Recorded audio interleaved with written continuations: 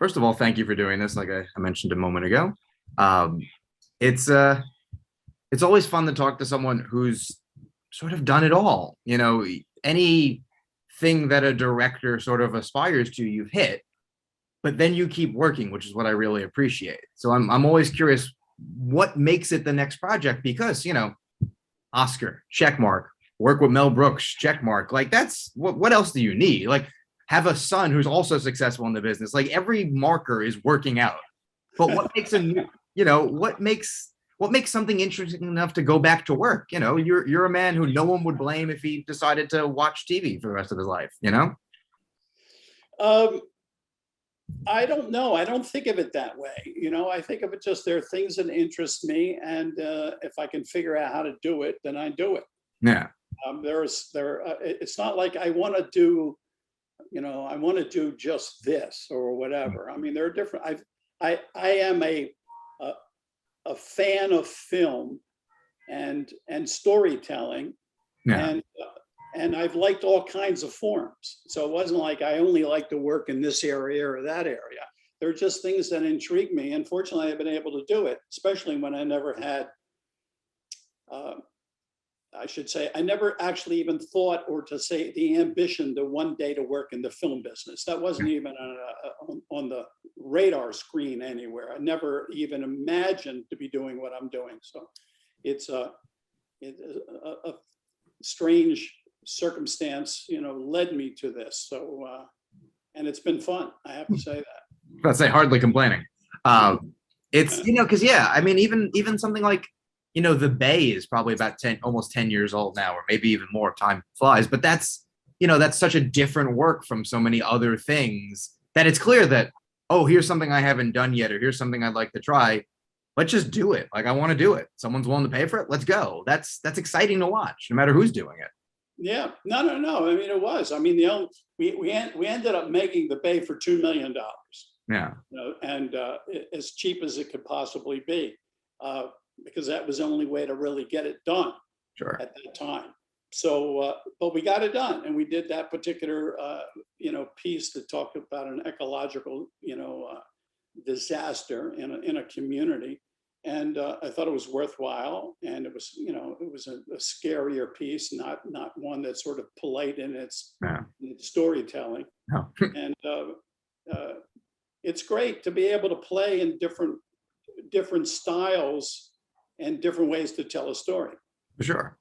So in that way, you say, well, that was great. That's nice that's worked out. And I still, I remain interested, as opposed to sometimes some people feel like, I don't know, I've done it. I'm tired of it, and want to retire in that sense. Totally. No.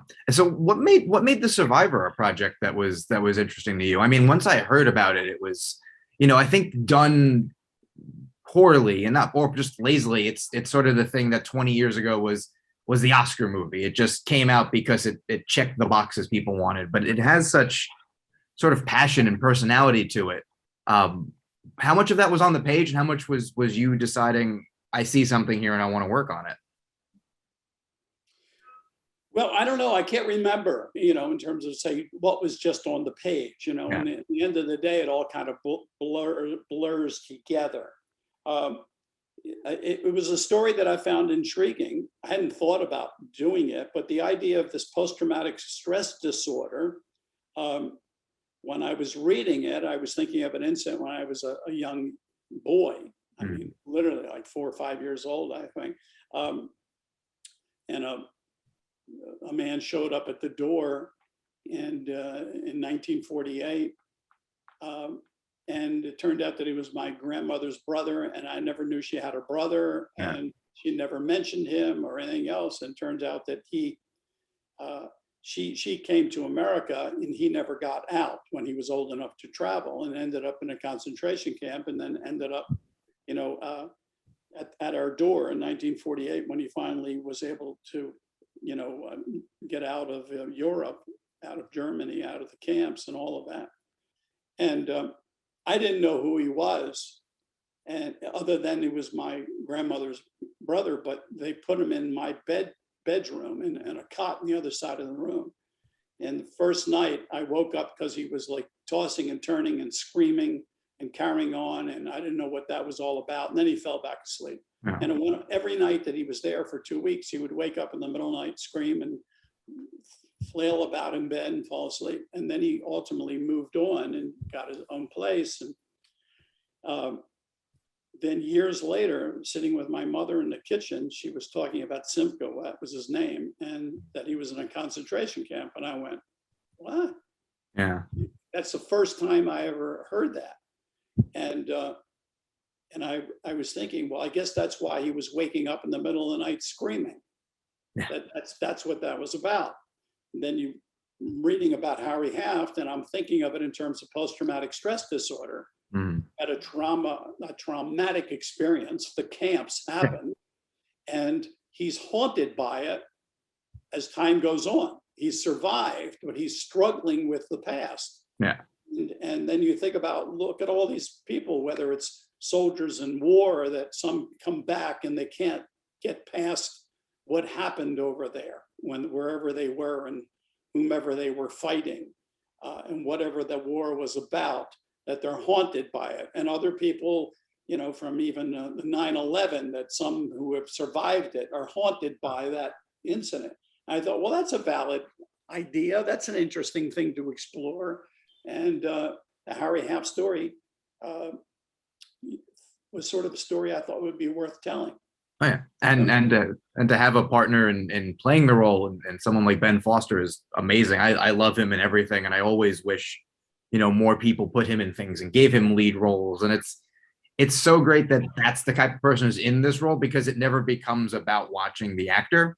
He's great in the film, but you're watching and you think of Harry, and he's willing to have the look, he's willing to have the personality, and it's just such a really great performance in a movie that is sad and is tense, but also has very amusing, very, very funny moments at times, especially sort of towards the third act with Danny DeVito. I just think of like the and them eating, and then just like the little misunderstanding that happens. There's these little human moments that are so they just make the film feel like a film, as opposed to just checking these like historical boxes. Good. Yes, that's what you would hope to do. Yeah. Oh yeah. What's so how did you decide on Ben? Well, very quickly, you start to think about, well, here's some of the things that have to be accomplished. And Ben, I think, is, maybe one of the greats of his generation in terms of being able to be chameleon-like, to just turn into other people. And I'd used him originally in Liberty Heights. That was his first film. So I ultimately sent him the script, and he responded right away. And that was the beginning of taking the steps forward to making the film. Oh yeah, you see him in one thing and he's just this intense like fireball, and you'll see him be suave in something else. I mean, he's in that Adam Sandler movie coming out next week that I recently saw, and he's playing like just the entitled son of a team owner, and like it's so far from Harry, but every time you see him in something, you go, yeah, that's the role he should be playing. There's just something about, maybe it's just his taste, the same way that I think like your taste to find the role. There's when people come together like that, it's always a good starting point. It's like building a team. If you don't have the right players, there's no guarantee of success. But if you don't have the right players, there's a pretty sure sign of failure. Right. Yeah. And it's definitely not the case here, to the point where, I mean, you guys played at Toronto, which is where I know a lot of people saw it, and then just recently ended up at the White House.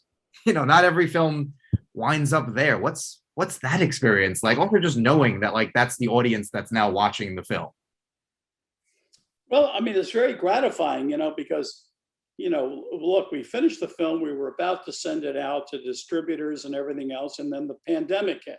Yeah. So it's now 2.5 years later or more, and so it's great that it got out, and that that we've gotten such a strong response. And then, of course, it was a real event in a sense to go to the White House, and I thought that was a nice little addition in terms of this whole journey of doing the film and showing it to audiences.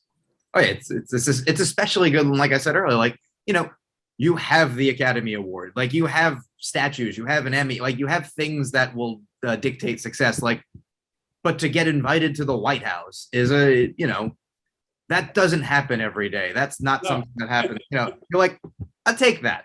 I'm going to enjoy that. absolutely.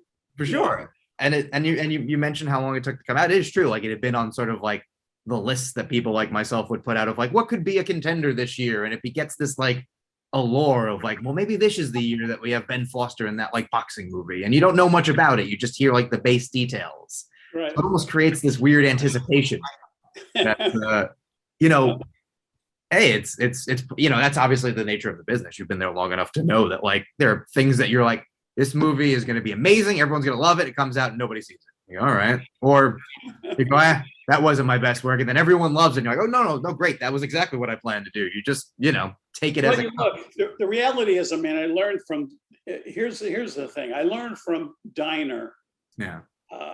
in a sense that here's what can happen. Because originally I made the movie, the studio truly disliked it. Yeah. Not only did they dislike it, they didn't even recut it because back then I didn't have control over the cut.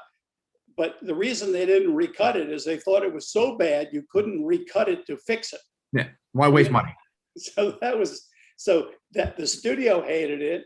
It went out to a few cities and it didn't get good reviews, and it was literally pulled, never to be seen again.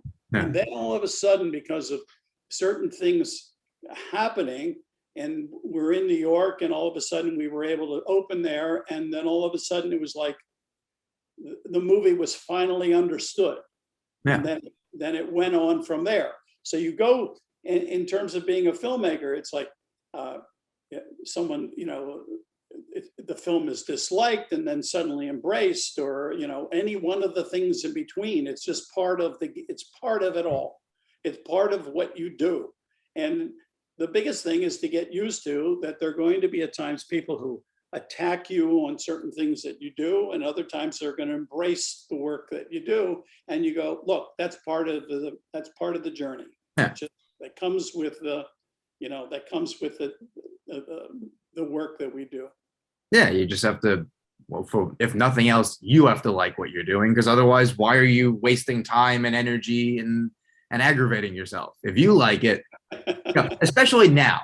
I think at the beginning, there's the like, well, I might not have a career anymore, and this is what I want to do. But once you know that you're here and the next project is available, as long as you like what you did, you can sleep at night. And that's also what longevity brings. I mean, it's got to be interesting just looking at the world around it, how the film world has changed, and then randomly how some things stay the same. Like, Tom Cruise is in a Top Gun movie right now. So, some things stay the same.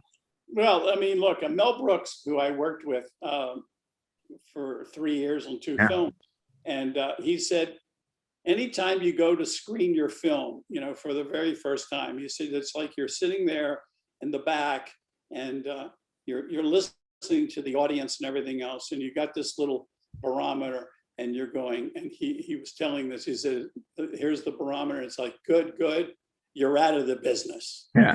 Good, you're out of the business. And so when you're watching a film of yours in the very early stages of it, you don't know how it's going to be received, no matter what. You never know. And that's part of something you got to get used to, because that there is that unknown that's part of the equation of making a film. Yeah.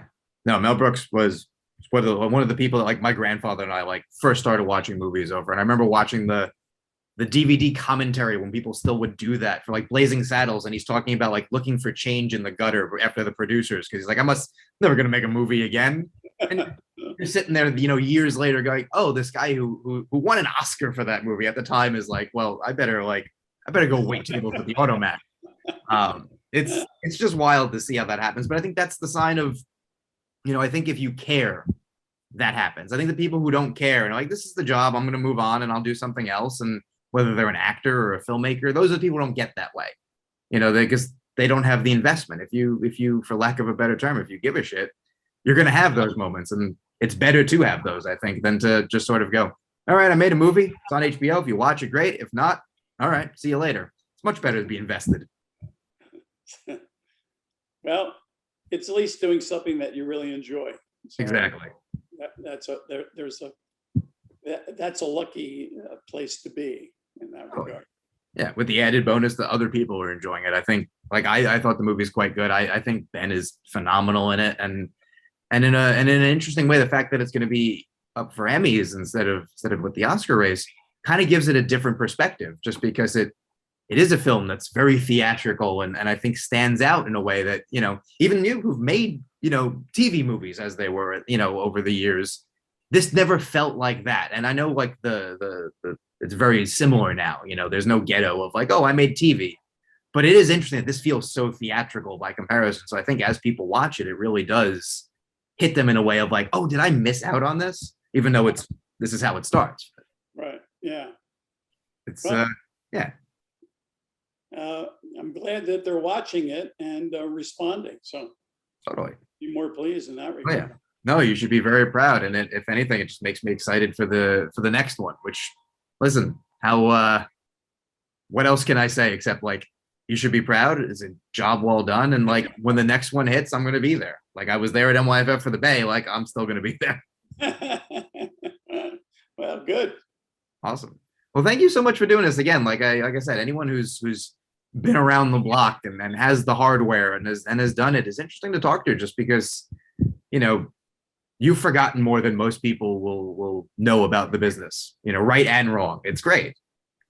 Look, I mean, we can look back, I mean, there are still films that I've seen over and over and over again that, and some of them weren't like the greatest films, but there was something in the film that you just say, I gotta watch that again, Yeah. and that's part of what's so great about it all, that they're there, Yeah. and in many ways, the fact that people can access films where in the past they couldn't, they can now, see something that they may have seen, when they were a kid or whatever, who knows, and so, there's a history and there's a whole log of all of these films that have been accumulated over the years and have been done. So it's been great, especially for someone who never thought they would anything about film or even understood it, or there was another world growing up in Baltimore that you didn't even understand. I didn't even know what a director was when I was a kid. Yeah. You went to a movie and that was it, and somehow it got made. Totally. And so it was terrific. Oh yeah. Well, thank you. Of course. Of course. Thank you again for doing this. And I'm so glad that you're one of the guys who does get to do it, because the movies you talked about, the ones that just people come back to, several of them are yours. So there's something to be said for that. So thank you so much for doing this, and congrats again. Thanks a lot. My pleasure. Bye.